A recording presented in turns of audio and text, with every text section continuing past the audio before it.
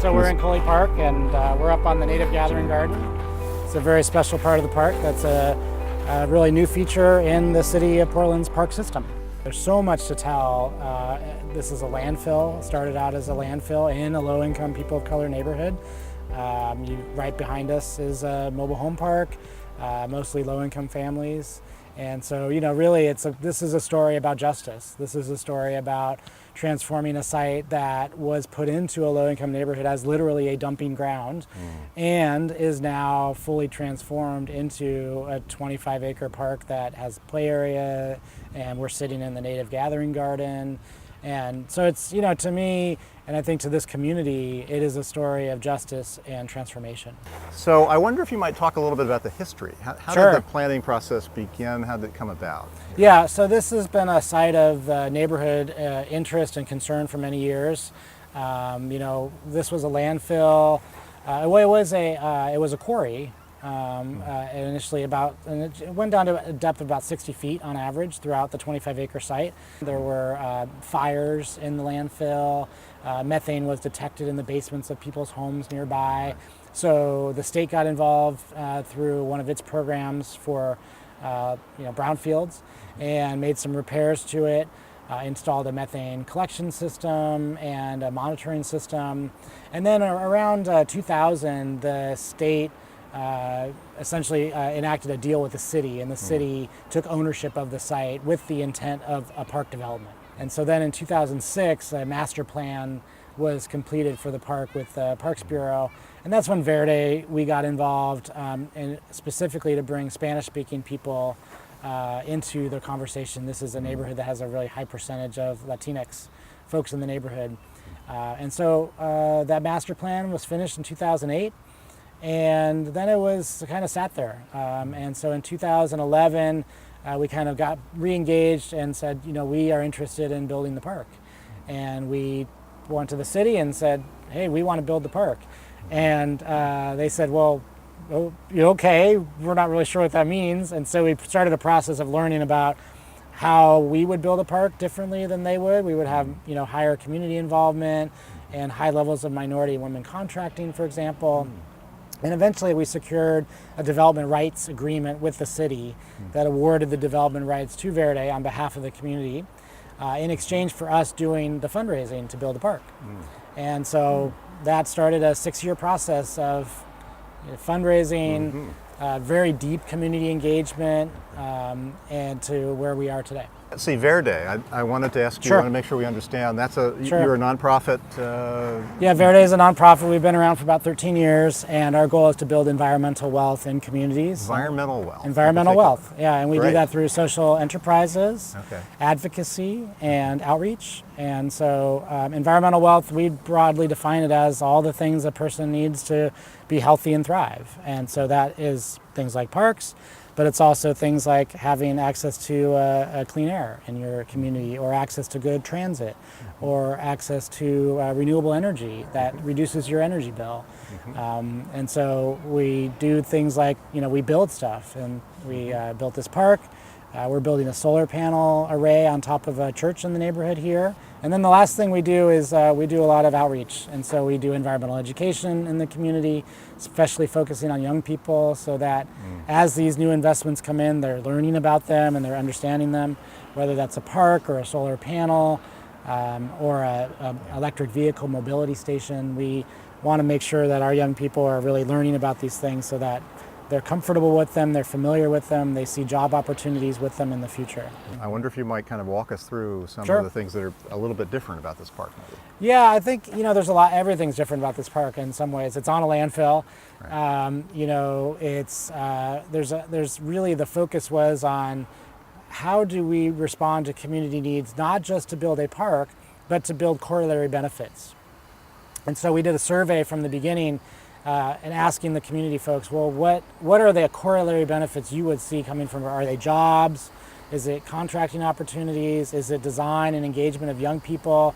And that's what we heard, those kinds of things. And so we really we built the program around not just getting the park built, but getting those corollary benefits. And so it was a really good process for the state, and we were ultimately awarded a prize or an award from the state for a process that they found to be very innovative in terms of brownfield redevelopment, have since used at other sites in the state. That's just one process, and the community garden was designed by 2 different groups of students in the neighborhood. The playground was designed by 4 groups of students in the neighborhood. In each case, those students, they had to learn how to do design. They had to learn how to work with a landscape architect and an architect. They had to present their designs to the community and receive feedback from the community, and then refine their, just as you would in any kind of design process. So, and then here we are in the Native Gathering Garden, where the Native community, through our long relationship with them, said, hey, we'd really like to create a space here. And of course, we said, absolutely. And through a long process of thinking about plants and design and how to really represent the different tribal communities that are present here, came up with what you see here today, and is a first of its kind in the city of any park. So how does this very unusual process of engaging the community and the actual design, the testing, the design, the implementation of this idea of the park, how does that change how the park will be used or perceived or loved in the future? Is that make a difference? It does. I think there's a high level of stewardship, and there's just there's going to be so many stories that keep unfolding. One of the things that I was most proud of was in the design of the community garden, and we had 2 groups of 7th and 8th grade students at local elementary school design it. And when they presented their design to the community, they were asked different questions about the design and so forth. And one of the questions was what is your favorite part of the community garden? And one of the young people responded, a young Latina girl responded that it wasn't so much a feature of the garden, but learning how to design on a slope. A slope, wow. And so, right, there's your future architect. You might have a designer. There's your future landscape designer. Right. Right. Yes. And so this park has touched so many people's lives in ways that we know and don't know. Right. And those kinds of meaningful engagements, whether it's, the young people that designed it, or the minority and women contractors that were able to, design and build the park, and their family members coming out and seeing what their dad built or what their mom designed. I mean, all that kind of value just continues to unfold, and it's powerful. Do you think this experience will change the way that Portland does parks in the future, designs and plans parks? Does it have that kind of lasting impact as well?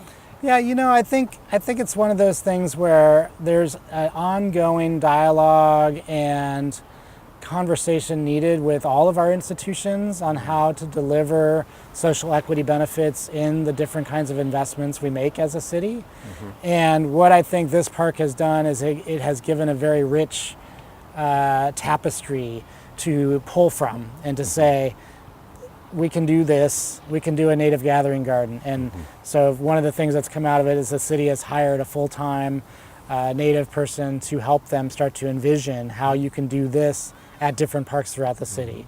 It took 6 years to build this park, and I think that was the right timeline because it gave us the patience to work at the community time scale for that full community engagement. And it gave us the opportunity to braid this resource together with other resources. So for example, in that same 6-year period, our collaborative with Habitat for Humanity, Hacienda Community Development Corporation, the Native American Youth and Family Center, and Verde collectively acquired 5 acres of property in the neighborhood that now can support up to 200 units of affordable housing.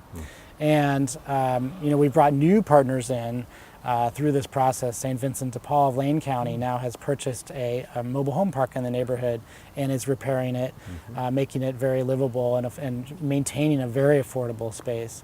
And so I think that we have to braid together resources so that we're not just creating resources for other folks that come into the neighborhood and push lower income folks out.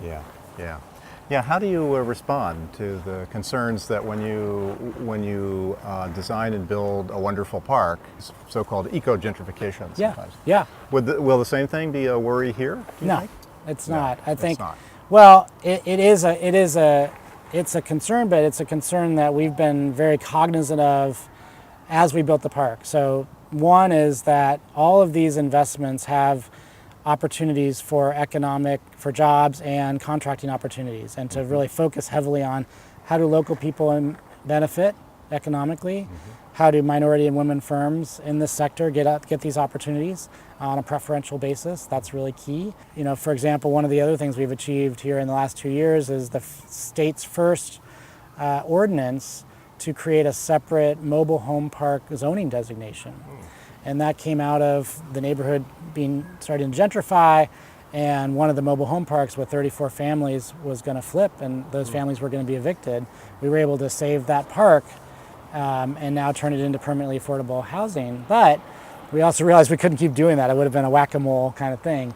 And so now this policy that was driven by the community. Community folks that live in the parks in the neighborhood said, we want to see this, and they told City Council, do this to protect folks like us who are very vulnerable to the displacement that is ongoing.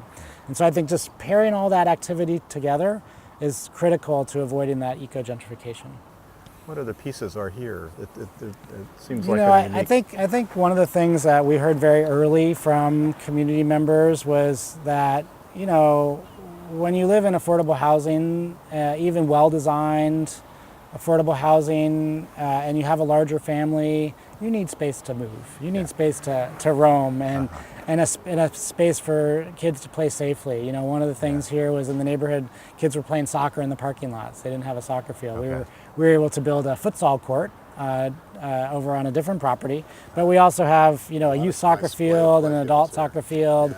And I think even more importantly than that, what we heard is that, you know, you got to be able to come to a place where you can look up and see the sky and see the mountains. And when you're, you know, in this part of the neighborhood, it's fairly low lying. And so the nice thing about the landfill was it was elevated. It was elevated. So this sort of elevated feature we're on now, this was something crafted as part of the It was this little area was a little higher to begin with.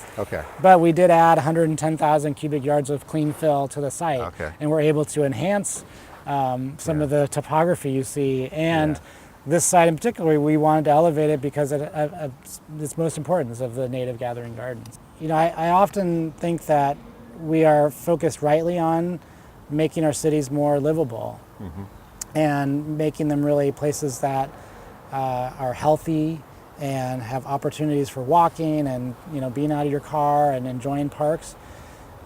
But it's going to be an epic fail if those are just exclusive playgrounds for middle class and upper class whites. And that really is the challenge, the central challenge, I think, that we're facing as a society, and how to create our cities so that they can be truly equitable and diverse, income-wise and ethnicity and race-wise. And, you know, we have a lot to learn still. And I think we've made a little bit of a mark here with this park. I think, you know, some of the other things we're doing at Verde and with Living Cully and all of our partners are small pieces of it as well. But I really, the reach out, the invitation to your viewers and your readers is really one of, let's continue to join together and craft these solutions. And the best way to do it is to listen to the voices of those that have been left out, and to provide those resources so that they can lift up their visions, because it's time. The time's up for talking about that, and it's time to start handing that. It's not handing it over, it's sharing that space in a way that acknowledges the power that has been in the hands of some and now needs to be in the hands of others.